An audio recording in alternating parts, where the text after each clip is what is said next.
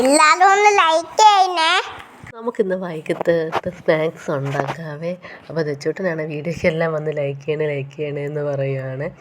നമ്മളിന്ന് വട്ടയില വെച്ചിട്ട് അട ഉണ്ടാക്കാമെന്ന് വിചാരിച്ചത്. അപ്പോൾ വട്ടയില വെച്ചാനായിട്ട് ഭയങ്കര മഴയും പിന്നെ പറമ്പിലോട്ടൊക്കെ പോകാനായിട്ടൊരു പേടി കാരണം നമ്മൾ അന്നേരം അമ്മ പറഞ്ഞത് ചീലാന്തിയിലക്കകത്ത് ഉണ്ടാക്കാമെന്നേ, നല്ല ടേസ്റ്റാണെന്ന്. അങ്ങനെ ചീലാന്തിയിലാണെങ്കിൽ നമ്മുടെ മുറ്റത്ത് തന്നെ നിൽപ്പുണ്ട്.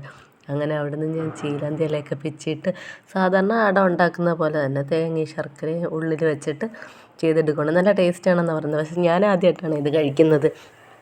നമ്മളിതെല്ലാം റെഡിയാക്കണം. ദച്ചൂട്ടനെ ഇനി അംഗനവാടിയിൽ നിന്ന് വിളിക്കണം. അതിന് മുന്നേ ഇതെല്ലാം ഞാൻ റെഡിയാക്കി വെച്ചിട്ട് പിന്നെ അവനെ പോയി വിളിക്കാൻ പോവുകയാണ്.